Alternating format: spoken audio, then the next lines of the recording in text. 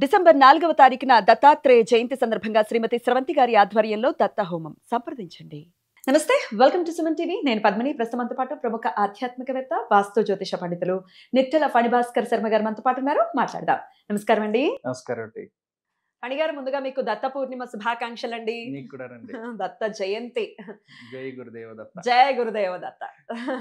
గురుదేవుడు అనుగ్రహాన్ని పొందటం అనేది ఖచ్చితంగా కలియుగంలో అనివార్యం. ఎందుకంటే ఎలా వచ్చేసిందో, ఎలా దీన్ని తీసుకొచ్చారో తెలియదు కానీ, అయ్య బాబోయ్, దత్తాత్రేయ ఆరాధన చేయకూడదు, ఆయనకి నియమాలు, నిష్టలు, ఖండ దీపాలు, ఇట్లా ఏవేవో చెప్పేసి నేను కూడా విన్నాను. ఇది ఒక 9 ఏళ్ల క్రితం. దత్తాత్రేయ పూజ వాళ్ళు దాని జోలికి వెళ్ళొద్దు అని అంటే ఆశ్చర్యపోయాం. ఇట్లా వచ్చేసింది, ఒకంత దూరం అయ్యాడు, మళ్ళీ ఆయన అనుగ్రహం ఒకంత ఇప్పుడు దగ్గర అవుతున్నాడు. దత్తాత్రేయ స్వామి ఈ మార్గశిర మాసం పుణ్యం చేసుకుంది. ఎందుకంటే స్వామి ఎన్నుకున్నారు ఈ రోజున ఈ మాసంలో ఆవిర్భవించాలి అని. స్వామి ఆవిర్భవించినటువంటి రోజు, ఆయన జయంతిగా జరుపుకునేటటువంటి రోజు. మరి దత్త పూర్ణిమని ఎలా చేసుకోవాలి, ఏం చేసుకోవాలి, ఏం చేస్తే ఆయన అనుగ్రహం త్వరతగతిన వస్తుంది, ఇవన్నీ ఒక్కసారి మీ ద్వారా. అయ్యో తప్పకుండా. అసలు దత్తాత్రేయుడి గురించి చెప్పడమే అదృష్టం. ఆయన రాశారండి ఒకనొక గ్రంథంలో. ఇప్పుడు చూడండి, ఒకళ్ళు ఉంటారు చాలా లోభి. ఆయన పేస్ట్ వాడతాడు, ఇలా సాగదీసి చివరిది కూడా పిండుకుని బ్రష్ చేసుకుంటాడు. అలా ఓ మనిషి జీవితాలు, అతని ఆత్మ అనేటువంటిది ఇలా పేస్ట్ ట్యూబ్లో పెడితే దాన్ని పిండితే దాంట్లోంచి చివరిలో ఇంత పేస్ట్ వచ్చినట్టు అంత పుణ్యాన్ని ఇలా పిండి రాశి కింద చేస్తే ఏదో కొంత పుణ్యం వచ్చింది అనుకోండి, ఆ పుణ్యం వల్ల వీడు దత్తనామాన్ని స్మరిస్తాడు. దత్తాత్రేయుడు నామాన్ని స్మరించగలిగేటువంటి శక్తి మామూలు వాళ్ళకి ఉండదు. ఎందుకు? స్మరణ మాత్ర సంతుష్టాయ. అసలు దత్తాన్ని పిలిస్తే వస్తాడు మహానుభావుడు. దత్త వజ్రకవచం ఉంటుంది కదా, మరి అసలు ఎలా పుడుతుంది అది? ఆయన కనీసం దత్తాత్రేయుడు తెలియదు, అక్కడ ఉండేటువంటి ఆయనకి, ఆ ఋషికి. ఎందుకు ఆయన చదువుతూ ఉంటాడు, ఆయన దత్తాత్రేయుడు ప్రత్యక్షమై, నువ్వు స్మరణ చేశావు, నేను ప్రత్యక్షం అయ్యాను, అందుకని నీకు ఇది వజ్రకవచాన్ని ఉపదేశిస్తున్నాను. ఇది వింటాడు పక్క నుండి ఇంకొకడు. మరి ఆ స్మరణ మాత్ర సంతుష్టాయ. అసలు స్మరణ ఎలా కలుగుతుంది? సత్వబుద్ధి, పూర్వపుణ్యం వల్ల సత్వబుద్ధి కలుగుతుంది. పూర్వపుణ్యం మనం చేసామా చేయలేదో తెలియదు. ఎలా తెలిసిపోతుంది మనం పుణ్యం చేసామా లేదా అన్నది? ఈ జన్మలో భక్తి ఉందా లేదా? వీడికి భక్తి లేదు, పూర్వపుణ్యం లేదు. దేవుణ్ణి నమ్మను, పుణ్యం లేదు. ఎందుకు పుణ్యం లేదు? వీడికి సత్వబుద్ధి లేదు కాబట్టి. పుణ్యం లేకపోయినా మరి సుఖాలు ఎలా అనుభవిస్తున్నారు వీళ్ళు? వాడు గత జన్మల్లో చేసుకున్న పుణ్య ఫలితం అంతా ఈ జన్మలో అనుభవించేసి, ఈ జన్మలో వీడు పుణ్యం చేయడు కాబట్టి వచ్చే జన్మల్లో భగవంతుడు ఏం చేయాలో అది చేస్తాడు. అంతే కదండి. మన పుణ్యమే మన భోగము. అందుకని సన్యాస దీక్ష తీసుకున్న వారు ఎవరు సుఖభోగాలు అనుభవించారు. చంద్రశేఖరేంద్ర సరస్వతి స్వామి వారు అంత వయసు వచ్చినా కూడా నడుచుకుంటూనే వెళ్ళాడు ఆయన. అందుకే నడిచే దైవం ఆయన. ఎంతమంది వచ్చినా ఆయనను మాత్రం అపర కామాక్షిగానే చూస్తారు. అద్భుతం అండి. ఎందుకంటే మనం ఇవాళ భోగం అనుభవించాము అంటే మన పుణ్యక్షయం అయిపోయింది. మనం పాపాన్ని క్షయం చేసుకోవాలి అంటే ఎక్కువ కష్టపడాలి. అందుకనే ఉపవాస దీక్షలు చేయాలి, నామస్మరణ చేయాలి, ఏదో మన అభిషేకం చేసుకుంటూ ఉండాలి, అనుష్ఠానం చేసుకుంటూ ఉండాలి. ఆ జపతో నాస్తి పాతకం అన్నాడు, జపం చేస్తే పాపం పోతుంది. మరి అలాంటి దత్తాత్రేయుడి యొక్క స్మరణ ఎవరికి కలుగుతుంది? అసలు దత్త భక్తుల్ని మీరు ఎప్పుడైనా ఒకటి గమనించండి, భగవంతుడిని మీరు తిట్టండి, ఆయన ఏమంటారు? భగవంతుడిని మీరు పొగడండి, ఆయన నిర్వికారంగా ఉంటాడు. భక్తుడిని తిట్టండి, భగవంతుడు వస్తాడు. ఎక్కడైనా అదే రూలు.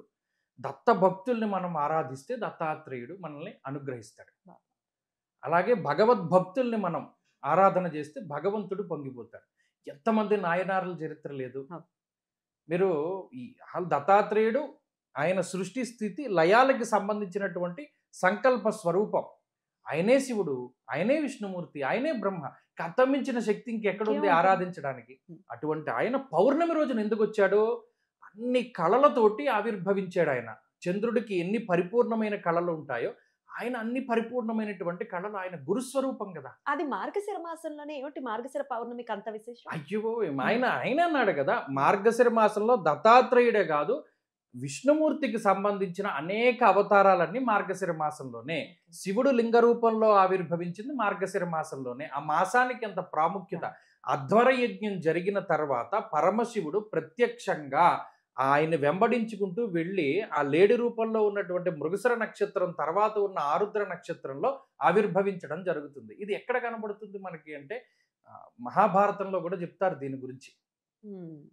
ఈ సౌప్తిక పర్వానికి ముందు లేదు ఈ స్త్రీల పర్వం చివరిలో కూడా ఉమ్, దాని గురించి ప్రస్తావన ఉంటుంది. ఉమ్, అంత మార్గశిర మాసంలో ఉమ్, ఈ పౌర్ణమి రోజున విష్ణు స్వరూపంగా అనసూయ అత్రులకి జన్మించినటువంటి ఈ మహానుభావుడు ఆయన లోకానికి అంతటికి గురువు. ఉమ్. ఆయన చాలా ఎన్ని లీలలండి, ఒకటి కాదు రెండు కాదు. ఆ. ఆయన తలుచుకుంటేనే పుణ్యం. ఉమ్. ఆయన గురించి చెప్పుకుంటూ ఉన్నావా ఆయన ఆనందపడతాడు. ఇంత సులభంగా ఆయనని దత్తుడిని మనం దత్తం చేసుకోవచ్చు. అవును. మరి ఈ నియమాలు ఉంటాయి, ఆయన చాలా కోపం ఎక్కువ, ఆయన జోలికి వెళ్ళకండి, ఇవన్నీ వీటిని ఖండిస్తారా మీరు? ఏమంటే మీకు ఆయన భక్తుడి కథ ఉంటుంది కదండి. ఉమ్, బ్రాహ్మడు ఉమ్. బ్రహ్మరాక్షసుడు ఆ, ఈ అవును, ప్రసన్నమై అవును. అందులో ఆయన ఏ నియమాలు ఆచరించాడు? ఏ నియమాలు ఆచరించలేదు. కేవలం ఆయన పరీక్షిస్తాడు. ఇప్పుడు మీరు గమనించండి, ఒక చిన్న కథ ఉంటుంది. బభ్రువు అనేటువంటి ఆయన ఉంటాడు. మీ నాయనార్లో ఆయన కూడా ప్రముఖుడు. శివుడు పార్వతి ఏకాంతంగా ఉంటారు. పార్వతీదేవి యొక్క ఇక్కడ పడుకుని ఉంటాడు ఆయన. ఈ ఒడిలో పడుకుని ఉంటాడు. ఆవిడ ఆయన జటాజుట్టాన్ని పాముతూ ఉంటుంది. ఆయన కూడా ఆవిడ ముంగిరలను తిప్పుతూ ఉంటారు. ఆవిడ అడుగుతుంది, ఇంతమంది ప్రమదగణాలు ఉన్నాయి, నేనున్నాను, గణపతి ఉన్నాడు, సుబ్రహ్మణ్యుడు ఉన్నాడు, వీరిలో మీకు ఎవరంటే ఇష్టం? చాలా టఫ్ క్వశ్చన్. శివుడు చాలా తేలిగ్గా చెప్తాడు, బభ్రువు అనేటువంటి ఒకడు ఉన్నాడు, నీకన్నా ప్రమదగణాల కన్నా అందరికన్నా నాకు బభ్రువు అంటే ఇష్టం. ఒక్కసారిగా గెంటేస్తుంది పార్వతీదేవి. శివుడు ఆశ్చర్యపోయి లేచి కూర్చుంటాడు. నాకన్నా బభ్రుడు ఇష్టం మీకు? ఇష్టం. ఎందుకు? బభ్రువు చేసినటువంటి త్యాగము ఎవ్వరూ చేయలేరు. నిజానికి అతని భక్తికి తగినటువంటి ప్రతిఫలాన్ని నేను ఇవ్వలేకపోతానేమో అంటాడు. ఒప్పుకోదు ఆవిడ. అప్పుడు శివుడు సరిచి పెడతాను, తప్పదు, భక్తులను పరీక్షిస్తాడు. మహానుభావుడు వస్తాడు. ఈ బభ్రువు విపరీతమైనటువంటి శివభక్తుడు. ఆయనకు ఒక నియమం ఏంటి అంటే శివభక్తులకి అన్నం పెడుతూ ఉంటాడు. ఆ రోజున పుష్యమాసం అనుకుంటా, చైత్రమాసం పుష్యము, చైత్రమాసంలో భరణి నక్షత్రం ఏదో తిథి ఉంటుంది.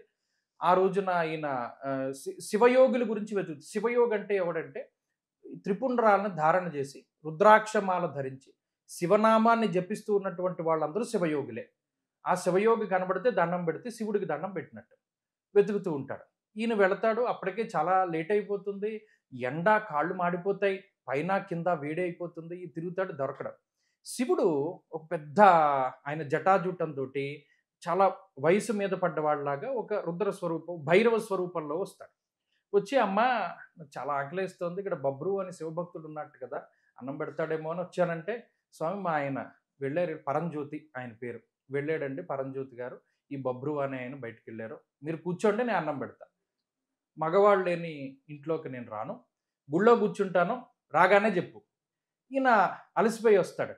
వచ్చి, ఎవరు దొరకలేదు నాకంటే, స్వామి ఇప్పుడు ఆయన వచ్చాడు, మీరు వెళ్ళి తీసుకురండి. ఇప్పుడు శివుడి దగ్గరికి వెళ్తాడు. స్వామి రండి అంటే, ఈయన నాకు ఒక నియమం ఉంది, నేను ఎవరింట్లో పడితే వాళ్ళ ఇంట్లో భిక్ష చేయను, నాకు పశువు మాంసం తింటాను నేను. అయ్యో తప్పకుండా, మా ఇంట్లో బోల్డ్ అని లేగదోళ్ళు ఉన్నాయి, మీకు కావలసిన భోజనాన్ని. పశువు అంటే పశువు కాదు, మనిషి. మనిషి మాంసం తింటాను. అయ్యో బాబోయ్. మనిషి అంటే అలాగా స్వామి, దానికి ఏం నియమాలు ఉన్నాయి? ఇప్పుడు చాలా చిన్న పిల్లాడై ఉండాలి, చాలా అందంగా ఉండాలి, శివభక్తుడై ఉండాలి, తెలివైన వాడై ఉండాలి, చాలా విశ్వాసంగా ఉండాలి, చాలా ప్రేమగా ఉండాలి, ఇప్పుడు చాలా బుద్ధిమంతుడై ఉండాలి. అటువంటి శిశువు మాంసం తింటాను. ఎవడు అలాంటి వాడు? ఈ బభ్రువు కొడుకు. బభ్రువు ఆలోచించుకుంటాడు. అలాగే స్వామి మీ భిక్ష ఏర్పాటు చేసి వస్తాను. వెళతాడు. భార్యతో చెప్తాడు, మన ధర్మం అతిథికి అన్నం పెట్టడం, బంధాలు బంధుత్వాలు సెకండరీ, మనం అన్నం పెట్టాలి. ఎలా పెడతాం? నువ్వు ఇంతలా ఉండాలి. ఈయన ఆమెను కన్విన్స్ చేస్తాడు. మనసు రాయి చేసుకుంటుంది ఆవిడ కూడా. ఈ బభ్రువు వేద పాఠశాలకు వెళ్తాడు. చిన్న కుర్రాడు, శివుడి గురించి వాటి గురించే అష్టోత్తరాలు చదువుతూ ఉంటాడు. చూసి నాన్న అంటూ వస్తాడు. రాగానే ముద్దు పెట్టుకుందాం అనుకుంటాడు, కానీ ఎంగిలైపోతాడు. పెట్టుకోను నేనని చెప్పి మనసులో బాధను దిగమింగుకొని వెళ్తాడు. శివుడు చెప్తాడు ఎలా ఉండాలి అంటే, చక్కగా స్నానం చేయించి ఒళ్ళో కూర్చోబెట్టుకుని తలకాయ వేరు చేసేసి ఒంటి నిండా చక్కగా ఇలా ఈ రకమైనటువంటి వంటకంలా చేసి, ఈ నరుకుతూ ఉన్నప్పుడు బాధపడినా, వంటకం చేసేటప్పుడు బాధపడినా నేను తిన్నాను. ఈ నియమం పెడితే పాపం ఆ పిల్లాన్ని తీసుకొచ్చి వేడి నీటితోటి స్నానం చేయించి పడుకోబెట్టి కటువు చేసుకుని తలకాయ నరుకుతూ ఉండగా ఈ తలకాయ వేరే చోట పడిపోతే ఒక్కొక్క అవయవాన్ని తీసి ఆయన చెప్తాడు, ఒక్కొక్క అవయవము కావాలి నాకు, ఒక్కొక్క అవయవాన్ని తీసి అలాగే వండుతుంది మహాతల్లి. ఉండి వెళ్తారు. మీ భిక్ష రెడీ అయింది స్వామి, మీరు రండి. ఆయన అంటాడు, వస్తాడు, కూర్చుంటాడు. అన్నీ వెళ్ళు. తలకాయ కనబట్టలేదేంటి అని అడుగుతాడు. ఈ ఈ పిల్లాడి యొక్క అక్క ఇలా అడుగుతారని తెలిసే నేను తలకాయ కూడా వండి పట్టుకొచ్చానని చెప్పి పెడుతుంది. వీళ్ళిద్దరూ అమ్మయ్య అనుకుంటారు. కూర్చుంటాడు శివుడు. ఇదేంటి, నేను ఎవరు నా పక్కన తినకుండా తిన్నాం, ఎవరైనా దొరుకుతారేమో చూడంటాడు. ఏమిటి శివలీల, ఇంత ఎవ్వడు పరీక్ష? ఎవ్వడు దొరకడం. ఎవడో ఎందుకు, నువ్వు కూర్చుని తినవయ్యా అంటాడు బభ్రువుని. అలాగే స్వామి అంటాడు. కూర్చుని చూసిన తర్వాత ఇంకా తట్టుకోలేకపోతుంది ఆవిడ. అప్పుడు ఈయన అంటాడు, పిల్లలు లేని ఇంట్లో నేను భిక్ష స్వీకరించను, సంతతి ఉండాలి కదా మీకు, పిలవండి అంటాడు. ఇంకా ఆవిడ కళ్ళు తిరిగి పడిపోతుంది. పడిపోయి ఈయన ఉబ్బుకొస్తున్నటువంటి బాధతోటి, వాడే వీడు స్వామి, మీకు నేను ఏర్పాటు చేశాను. కాదు, ఇప్పుడు పెరట్లో ఉన్నాడు చూడు అంటాడు ఈయన. లేదు స్వామి, మీరు కానివ్వండి అంటే, పిల్లమ్మ వెళ్ళి అంటాడు ఈయన. ఆవిడ ఇంకా వెళ్ళి ఇంకా ఏడుపు ఆపుకోలేక నాయన అని పిలుస్తుంది, వాడి పేరు పెట్టి 2-3 సార్లు పిలుస్తుంది. వాడేం పలుకుతాడు, పలకడం. మూడోసారి పిలిచి పడిపోతుంది ఈవిడ. అమ్మా అని వినబడుతుంది పెరట్లోంచి శబ్దం. పరిగెట్టుకుంటూ వచ్చి పిల్లాడు ఈ అమ్మని లేపుతాడు. అమ్మా అమ్మ అని లేపితే ఆ అమ్మా అన్న శబ్దం ఎంత బాగా వినబడుతుందంటే అక్కడ ఒక ఉపమానం రాస్తాడు. అందుకనేమో మహాతల్లి జగజ్జనని అమ్మా అని పిలిస్తే వెంటనే పలుకుతుంది, ఇంతమంది పిల్లలకి తల్లి ఆవిడ అని చెప్పి పిలిచి, ఈ పిల్లాడు ఇలా లేవగానే చూసి వీళ్ళిద్దరూ ఆశ్చర్యపోతారు. అమ్మా, నువ్వు నాకు వేడి నీళ్లతో స్నానం చేయించావు కదా, తర్వాత నాకు నిద్ర వచ్చింది, ఏం జరిగింది అని అడుగుతాడు. ఇదేంటిది అని వెనక్కి తిరిగి చూసేసరికి ఏమీ ఉండదు అక్కడ. మహానుభావుడు శివుడు అలా నందివాహనం మీద పార్వతీ సమేతుడై వచ్చి నిలబడి షణ్ముఖుడితోటి ఈ మొత్తం కుటుంబానికి శివ సాన్నిధ్యాన్ని ప్రసాదిస్తాడు. ఈ బభ్రువు చేసిన త్యాగం ఎవడు చేయగలడు, అందుకనే బభ్రుడే ముఖ్యుడు అని పార్వతీదేవికి చెప్తాడు. అంటే భక్తులని అంత పరీక్షిస్తాడు భగవంతుడు. అందుకనే మనం భక్తుల జోలికి వెళ్ళకూడదు. అదే తత్వం దత్తాత్రేయుడే శివుడు, శివుడే దత్తాత్రేయుడు. అందుకనే దత్త భక్తులు కనిపించిన చోట వాళ్ళ పాదాలకి నమస్కారం చేయాలి. పరిక్రమణలు చేస్తారు ఊరు చుట్టూ. ఆ దత్తుడు తిరిగిన ప్రాంతం ఆ పాదాలే. అలాగే దత్త భక్తులే దత్తుడు, ఇంకేమి కాదు. ఆ దత్తుడు ఏ స్వరూపంలో వచ్చినా మనం స్వీకరించాలి. అనేక రకాల పరీక్షలు పెడతాడు. అందుకనే దత్తాత్రేయుడికి ఇది చేయాలి, అది చేయాలి, ఇలా రకరకాల నియమాలు వచ్చాయన్నారే, ఎందుకు వస్తాయి? అనేక రకాల పరీక్షలు పెడతాడు ఆయన. ఆ పరీక్షలు ఎలా ఉంటాయి? భక్తుడి స్థాయి బట్టి పరీక్షలు ఉంటాయి. ఇప్పుడు చిన్న భక్తుడు చిన్న పరీక్ష, పెద్ద భక్తుడు పెద్ద పరీక్ష. తప్పితే ఈయనకి ఇలా చేయాలి అన్న నియమం ఏమీ ఉండదు. ఈ భయపడిపోతున్నారండి ఇప్పుడు కూడా. దత్తాత్రేయ స్వామి ఫోటో పెట్టుకోవచ్చా, పాదుక, ఒక ఆవిడ నాకే ఫోన్ చేశారు, పాదుకలు పెట్టుకున్నామండి, పెట్టుకున్న రోజు మా అమ్మాయి కింద పడిపోయింది, మర్నాడు నేను కింద పడిపోయాను ఈ పాదుకల వల్లే. మరి అది మనం ఏం చేయలేము.